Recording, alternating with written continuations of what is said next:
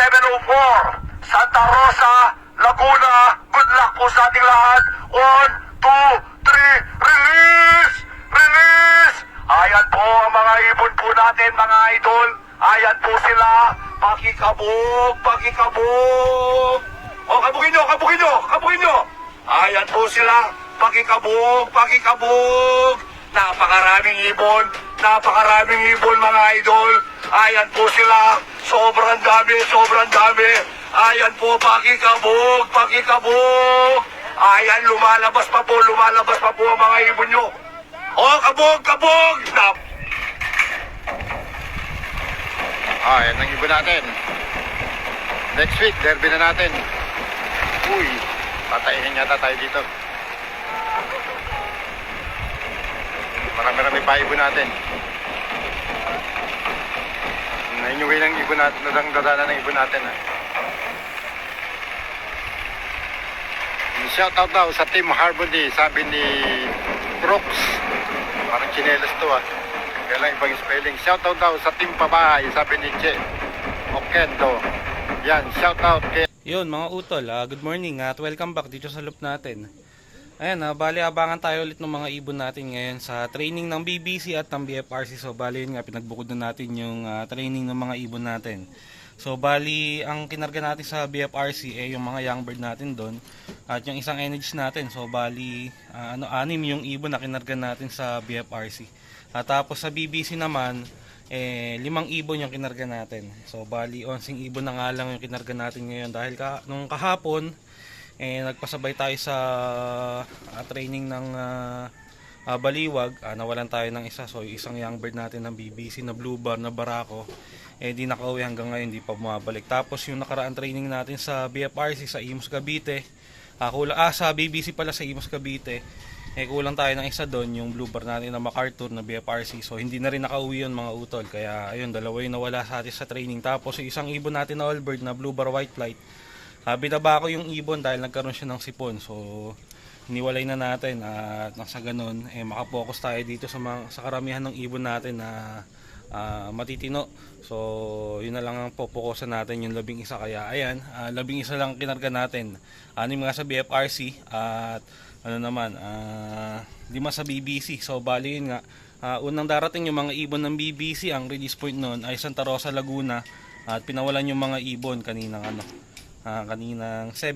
So ang oras natin ngayon ay 8:07 na. Ang top speed, ang speed dito na 1-2 kanina pang 8:02, pero yun nga, sa clocking wala din nag-1-2, kaya sakto na yung oras na to para magabang tayo.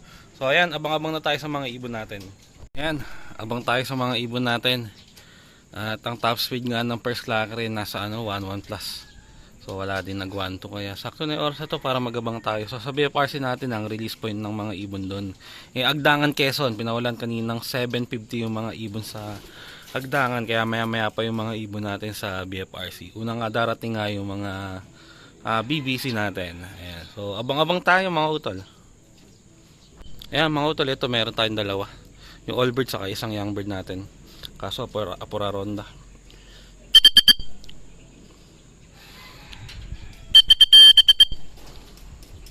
Ayan, ito. Ayan yung first bird natin. Ayun, bumaba yung all bird. Tapos ito yung second bird.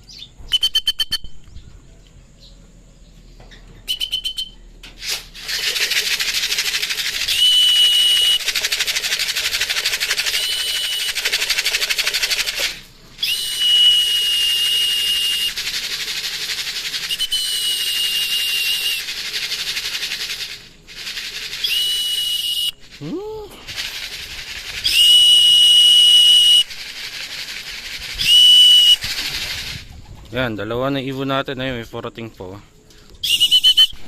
Ay, hindi ata sa atin to.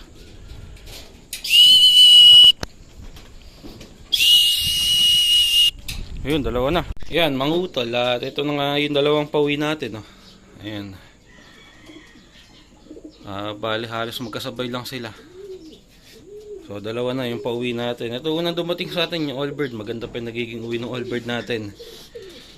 Yung hinabol natin sa training ng BBC. So ayun, dalawa na sa yun nga, ilat yan, 5. Dalawa na sa 5 na kinarga natin. So abang-abang pa tayo doon sa 3.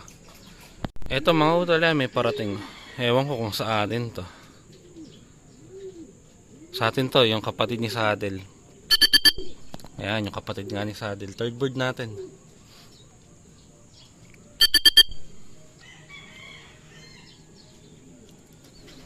Ayun. Kapares ng first bird natin. Ito meron pang isa. Ewan ko kung sa atin din tong isa na to. Ayan pa, may isa pang parating.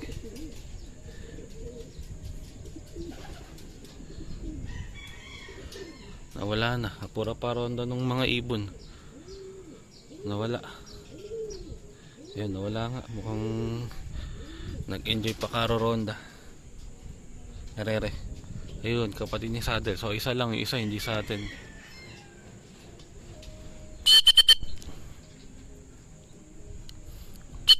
Ayan. Ayun. Tatlo na sa 5. Dalawa na lang. Kulang na lang natin yung checkered na hen. Oh, ito na, yung checkered na hen. Ayan na. Sana lang ang kulang. Ang kulang na lang natin ay yung habol natin na isang checkered.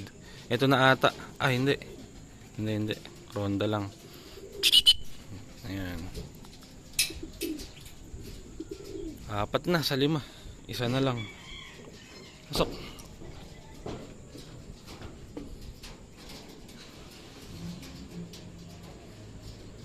Yun.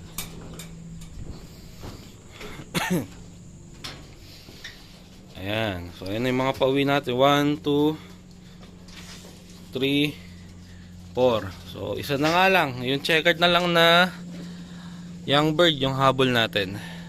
Yun, mga utol. At ito na yung last bird. Hindi ko alam kung ano oras siya dumating. Ngayong 9:30, pagkakit ko dito sa Lope, nandito na siya. Yan yung ibon, no? Mukhang kanina pa siya, nakapagpahinga na yung ibon sa itsura niya. Maayos na yung itsura ng ibon. Kompleto na yung 5 kinarga natin sa BBC. So mamaya, yung BF naman ang aabangan natin, mga ano yun, mga bandang 10, yung pauwian ng BFRC. So ang oras natin 9:30 pa lang. So meron pa tayong kalahating oras para bago mag-abang dun sa BFRC. So mamaya ako na rin pakakainin itong mga ibon natin pagkadating ng mga ibon natin sa BFRC, para sabay-sabay na silang kakain. So yun, at mamaya na lang babalikan ko kayo. Ayan, at nandito na ulit tayo sa loob natin at mag-aabang na tayo ng mga ibon natin sa BFRC. Bali ang oras natin ay 10:11 na. Bali kanina pa ang speed na 1-2, bandang 10:02 ang speed na 1-2 dito sa atin pero yun nga, nag-check ako ng clocking. Ang top speed lang na first clocker 11 plus lang, 1123 ata yung top speed ng first clocker. So kaya ayan, yung ibon natin mga ganun lang din ang speedan, 11 or 1000. So kaya ayan, sakto na yung oras para magabang tayo. At yung panahon okay, maaraw, blue sky, kaso yun nga, hindi natin alam sa daraanan ng mga ibon. So wala nga nag 1-2, 1-1 lang yung top speed, pababa na rin ng 1000 plus. So malalaan natin kung ano yung magiging lagay ng pauwian natin. So 6 na ibon nga yung inaabangan natin ngayon. 5 young bird ng BFRC at 1 young bird ng NHPC. So yung NHPC natin, dun muna natin nga kinakarga sa BFRC para isang kargahan lang tayo, hindi na tayo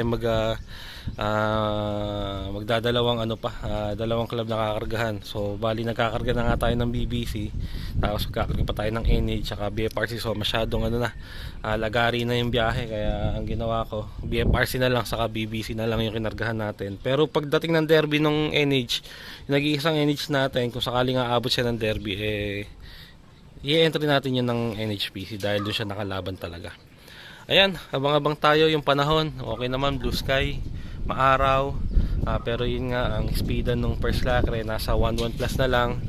So malalaan natin ano yung magiging lagay ng pauwian natin. So abang-abang tayo. Eto mga utol, may parating. Ewan ko kung sa atin na to. Ayan, mukhang sa atin na nga ata. Ayan, dumating siya 10:25 na. Sa atin na nga to. First bird natin sa BF. Ayan, first bird natin. Ayan yung NH natin ng first bird natin. Yung isa na. Nasa 1000 plus na live speed niya. Ayan, first bird. Young bird natin ng NH. Naunahan niya lahat ng BFRC natin. Yun nga, yung mga BF natin eh, ano yun, mababagal. Yun yung mga lagi natin nalilit, yung mga naka-MacArthur natin. Ayan, so isa na sa isa na sa 6. 5 pa, abang-abang pa tayo. Ito mga utol, second bird natin, si Saddle. Maaga-aga si Saddle ngayon si Saddle umiikot pa. Asan na? Ayun, ito si Saddle. Second bird natin.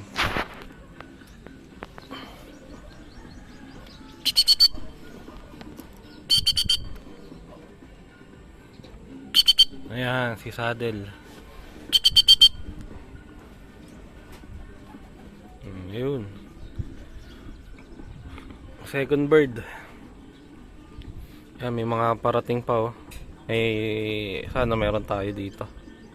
Wala, mukhang daraan lang. Ayun. So, 2 na. Si Saddle, saka yung isang NH natin. 4 pa yung kulang natin. 3 MacArthur, saka yung asawa ni Saddle na hen na BFRC. Ayan, nabang-abang pa tayo. Ito isa. Ayan checkered ata ang MacArthur to yung hen. Yun nga, tama. Checkered na MacArthur na hen. Nasubsob na. Ayun, third bird. Mukhang nahirapan yung isang ibon natin na yun nagkakanda subsob. So 3 na. Sa 6. 3 pa kulang. 2 MacArthur, saka yung asawa ni Saddle. Nahirapan yung third bird natin nagkakanda subsob siya. So ayan, abang-abang pa. Ito mga utol, fourth bird, yung asawa ni Saddle.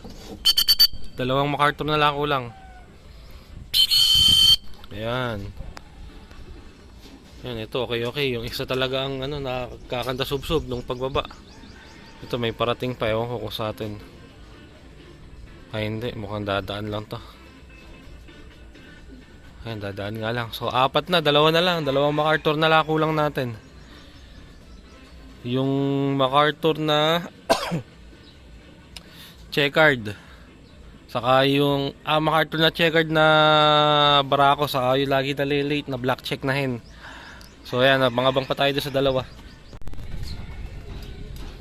Ito mga utol, may dumating, ewan ko kung sa atin. Ayan sa atin nga, yung barako na MacArthur, isa na lang kulang natin. Yung na lang, yung lagi nalilate. Late na naman siya.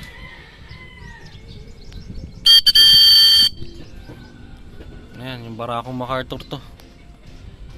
Galing sa norte. Ewan kung bakit sa norte siya lumabas. Malamang nabiyabit to kanina. Sana, nawala. Natatakot sa paputok. May nagpapaputok kasi. Ito.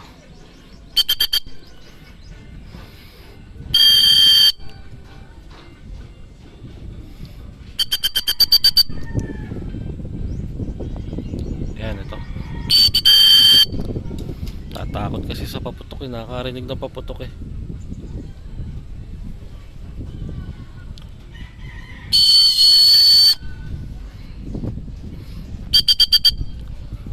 Ito.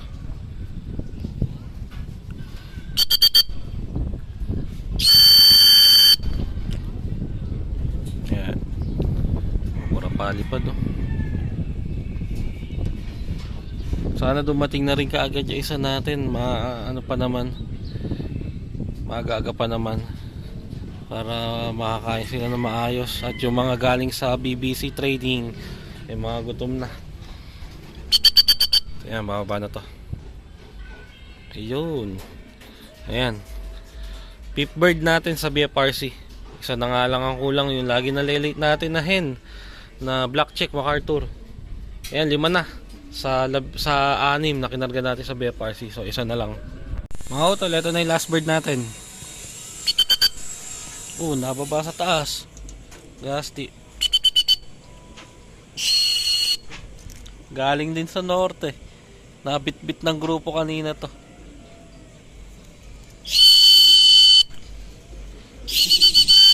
Ayun. Ayan, nasa bubong na. Hintayin natin bumaba. Ayos, buti hindi naman sila na ng husto na late. So ito, pasok pa sa oras yung uwi ng last bird natin. Kumpleto na yung 6 natin sa BFRC. At syempre ganun din yung 5 natin sa BBC kanina.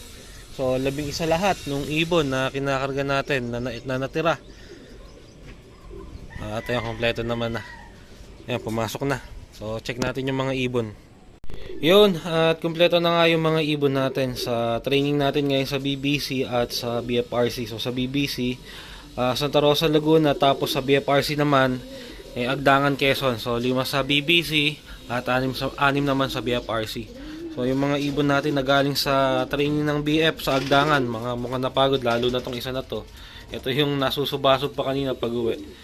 Ayan. Pero yung iba, yung 6, okay naman. Nung umuwi sila. Ito yung first bird natin, oh. Ayan, okay siya. Magagayawin ng first bird natin, nasa 1,000 plus pa yung speed niya. Tapos, yung iba natin, ito, ay si Saddle, second bird. Okay din naman. Ito yung last bird natin, oh. Yung lagi nalilate. Pero buti, umora siya ngayon. Tapos yung isa, mukhang na-stress tong isang ibon natin na galing sa training ng BBC. Siya yung nakita ko na hindi makagalaw ng maayos. Mukhang medyo na-stress, napagod siguro. Or may iniinda yung ibon. Tapos yung ibang pawi natin, ito. Ayan, yung isang MacArthur natin. Ayan. Tapos, ayun yung isa. So, kompleto na nga yung 11 natin. Yan yung lahat ng mga natira natin ngayon. Dahil yun nga, nabawasan tayo ng 2 sa training na nakaraan. Tapos yung isa, binukod ko, may sakit. So, may sipon yung ibon. Kaya, hiniwalay na natin para makapokus tayo dito sa mga matitino na training natin. So, yun, pahingayin ko lang yung mga ibon. Maya-maya, babalikan ko kayo pagka pakakainin na natin sila. Yun mga utol, nagpakain na tayo ng mga ibon natin. So, ang oras natin alas 11:30 na. At yan na sila, nagkakainan na. Yung isa natin, ito, napagod talaga, na-stress. Lapit-lapit lang ang lilipad niya sa BBC. Napagod pa yung ibon. Pero yung ibang kasamahan niya, yan, magaganang kumain. So, pero pahinga lang siguro kailangan ng ibon. Ayan, no? Kung kailangan ipahinga para, ayan, makarecover siya. At ano naman, nagbabalak naman kumain kaso ayun, oh. Hindi niya madire-diretso ng tuka yung yung patuka. So itong iba okay naman. Malapit na yung derby ng BFRC mga utol sa January 2, first lap derby na ng BFRC. So yun, sana yung mga natitira nating young bird wag na mabawasan at yun, lahat sila umabot na ng derby. Para na sa ganun, meron tayong 5 young bird na ilalaban sa BFRC. So ayan mga utol, tapos na kumain yung mga ibon natin. At hanggang dito na lang din itong video natin. Maraming salamat sa panonood mga utol.